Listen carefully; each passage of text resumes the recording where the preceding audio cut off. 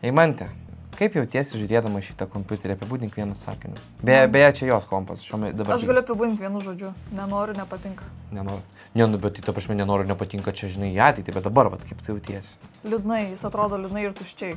Nu, bet nesakyk, nu, tie RGB čia rimti visi. Tai, žodžiu, atvyko pas mus Eimantė su kompiuteriu, kuris kaip atrodo, taip ir veikia. Kaip besikeiksmažodžio pasakyti.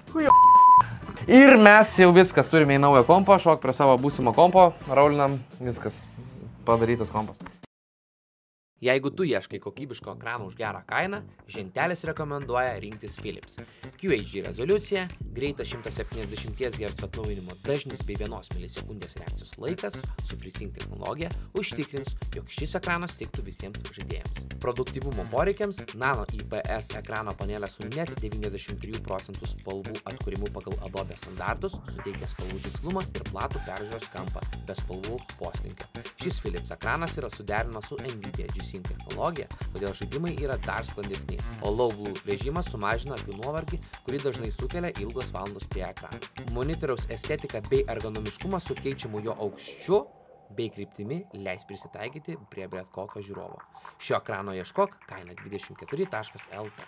Tai ko trūksta šitam kompe? Vaizduškės. Kokios? Geros. Geros, o kokią, tu žinai bent kokią dėsias? Ne, turėčiau žinot. O nori žinot? O tu mane apgausi? Ne, nu, ta prasme, tiesiog, ar tu žinai, kokia čia vaizdo plokštė, bus čia paprastas klausimas. Čia nesuktas, tiesiog, ar žinai?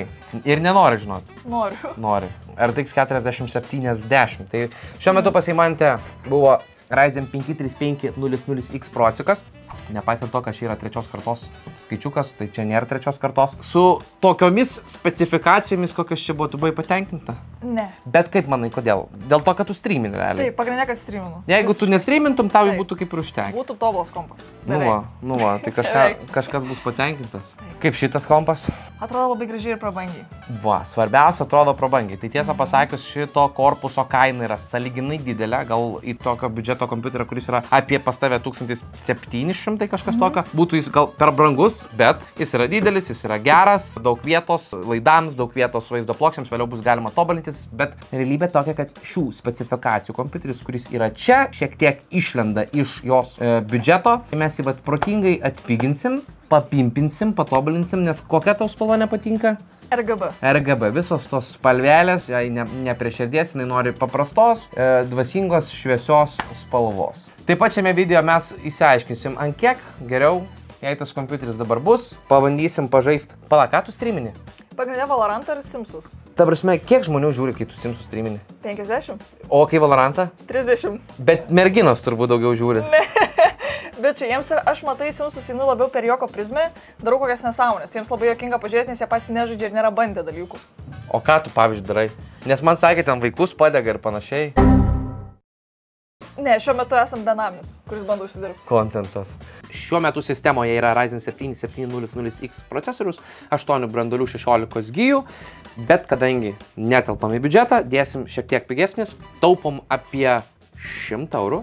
Ryzen 7 6600X procesorius 6 branduolių 12 gigų. Kai tu lygini šitos du procesorius, gali pasirodyti, tai čia silpnesnis ir panašiai, bet realybė tokia, mes turim lyginti ne šiuos du procesorius, kurie yra čia, o esamą procesorių, kuris yra kur kas silpnesnis, o jos šiuo metu apkrovos nėra tokios didelės, bet to platforma paruošta ateities upgrade'ui, nes yra netgi 3 fanų aušinimo sistema, 850 W maitinimo blokas, gera pagrindinė plokštė, tai net ir vėliau dedant Ryzen 9, pavyzdžiui, 7950X procesorių, nieko nereikės keisti, apart tik procesoriaus. Taip pat visų pamėgta ir populiari RTX 4070 12 GB. Šiaip jos našumas yra panašus kaip RTX 3080, ką aš asmeniškai naudoju pats. Karolis Altų Republikas visada, sakau, naudoja tą pačią vaizdo plokštę. Privalumas Cam 7 lyginant su RTX 3080, kad jinai išspaudžia tą pačią galę, suvartodama beveik dvigubai mažiau srovės. Tai čia yra labai stiprus privalumas dėl temperatūrų, karščio bei garso sugeneruojama aušinant šią vaizdo plokštę. I present to you your new GPU. Bet koks lengvas jisai. Pas tavę sunku, žinok. Na, jo vaizdo plokštė kainuoja daugiau negu tavo kompiuteris. Nice. Aš galiu įsigadinti dabar kažkaip pakodama, negaliu, ne? Nu, jeigu Mesi pradėsi spardyti, spjaudyti, tai tada greičiausiai jisai sugestų, taip. O, žinau ką čia. Kas? Čia kišiu monitoriaus mygtuką. Taip, dabar tada darom taip. Žaidžiam žaidimą įdėk vaizdo plokščią. Gerai. Kaip manai, ar galima jau ją dėt? Jeigu aš klausiu, greičiausiai ne. Jo, jeigu klausi, tai greičiausiai ne. Reikia nuimti tos geltonus, nejaučiu. Kažkas čia bus su jais, ne? Į tą pusę, pažiūrėk, pažiūrėk, kas čia klyba, ką čia galima nuimti. Paskui aš išrausiu čia kažką. Nebijok, čia ne moteris, gali stipriau. Jo, manau, kai mašiną vairavau, man taip sakydavo. Nu šitas, trukdo jisai, jį kišti reikės. Nu, sakau. Teisingai, nu va, logika yra viskas. Taip, teisingai. Gerai, ne pagrindiniai plokščiai skylių ieško. Čia? Man baisu, ką jinai po to parodys. Nu, parodi, kur gali būti skylė. Kokia skylė? Nu, kur, pavyzdžiui, tugi negali ten, tarkim, kišti laido per korpusą. Čia, matai, yra tas perskirimas. Nu, tai va atidėk. Galiu dėt? Mhm. Į šitą viršutinį? Nu. Nu, bet tai aš jau... Nu, tai kodėl Ai, nesidės? čia... Šahani. O tu nepastebėjai, kad aš kai tau rodžiau, čia mano ranka buvo. Tai kiek FPS-ų? Šiuo metu stabiliai 500, kartais dropina iki 4, pakyla iki 6. Tai... Nu, ta prasme, tokių skaičių tikrai nebuvę. Pas mane būdavo 100 spam uždėtas kepas, bet man visą laiką dropinto iki bent 70. Tai čia yra labai blogai. Labai. Bet aš jau vis tiek tikiuosi, kad su tokiu kompu ne tik Valorantą žaisiu, nes... Oi ne, galės Fortnite prasiųsti.